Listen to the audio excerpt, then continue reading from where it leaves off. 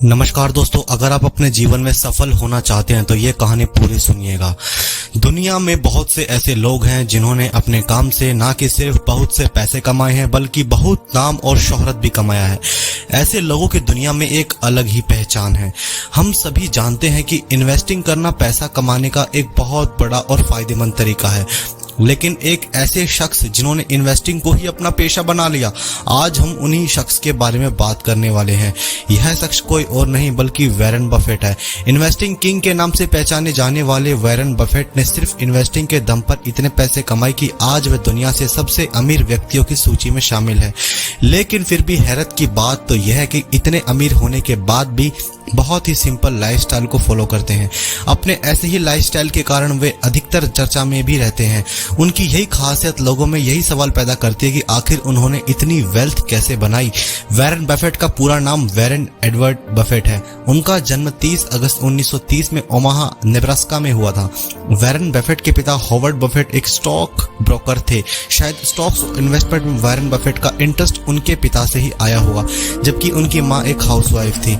जब Warren Buffett का जन्म हुआ तब उस समय अमेरिका में फाइनेंशियल क्राइसिस चल रही थी, जिस वजह से वॉरेन बफेट के पिता का बिजनेस भी ठप पड़ गया। जब वॉरेन बफेट 1 साल के हुए तब उनके माता पिता गरीबी की जिंदगी गुजारने लगे।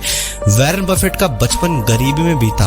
उन्होंने देखा कि कैसे उनकी माँ उनके पिता को एक टाइम का खाना देते हुए भी काफी ज्यादा परेशान रहती है, ताकि वॉरेन के पिता को पूरे दिन मेहनत करने के बाद थोड़ा खाना मिल सके।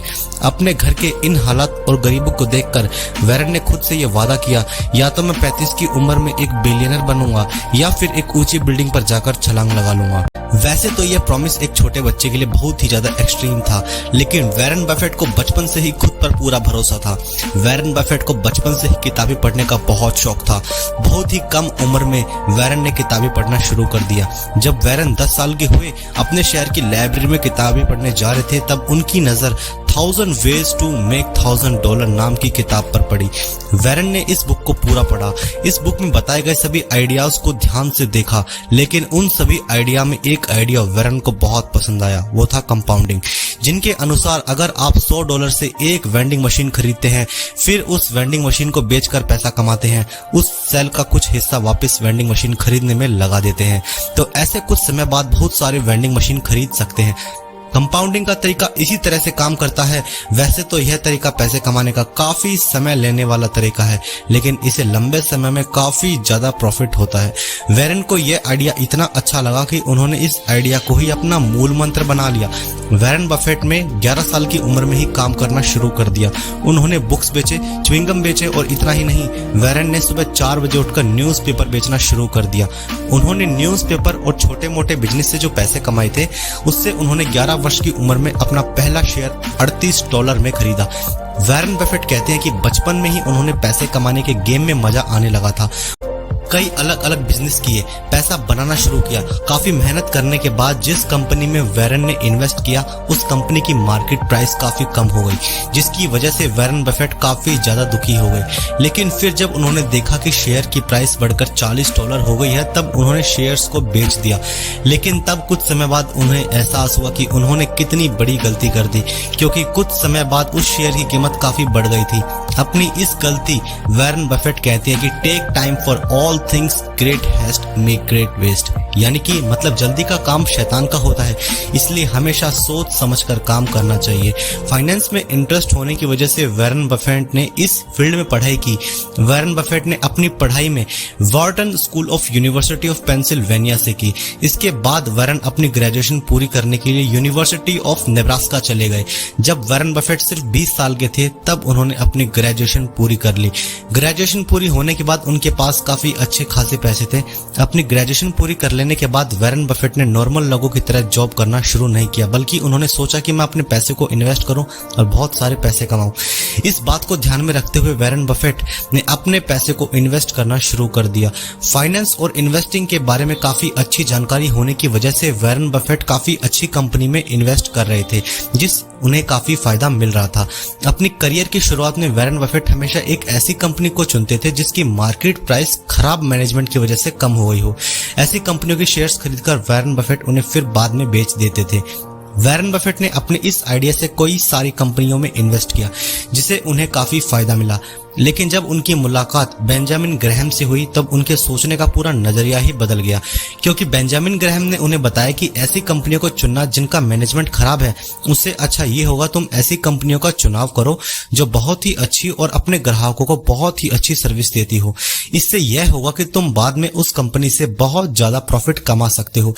अपनी मेंटोर के बात को वॉरेन बफेट ने ध्यान में रखा, उनके बताए गए तरीके को यूज करना शुरू कर दिया। फिर देखते ही देखते उनका बिजनेस काफी अच्छा चलने लगा। टेक्निक का यूज करते हुए वॉरेन बफेट ने ब्रेकशायर और हैथवे नामक कंपनी पर सारा पैसा इन्वेस्ट कर दिया। धीरे धीरे इस कंपनी ने ग्रो करना भी शुरू कर दिया, जिसके बाद यह कंपनी इतनी ज्यादा ग्रो हुई जिससे वॉरेन बफेट को बहुत ज्यादा प्रॉफिट मिला। साथ ही साथ वॉरेन बफेट ने इस कंपनी के सीईओ भी बन गए। आज भी वह इस कंपनी के सीईओ हैं। अपनी काबिलियत और मेहनत के दम पर वॉरेन बफेट 30 साल की उम्र में एक मिलियनियर बन गए, जिससे उनकी प्रॉमिस भी पूरी हो गई। मिलियनियर्स बनने के बाद वॉरेन ने अपनी गर्लफ्रेंड सुजैन से शादी कर ली। शादी के तुरंत बाद उन्होंने एक छोटा सा घर खरीदा। पहले के मुकाबले आज उनके पास बहुत ज्यादा पैसा है, लेकिन आज भी वॉरेन बफेट अपने पुराने घर में रहना पसंद करते हैं।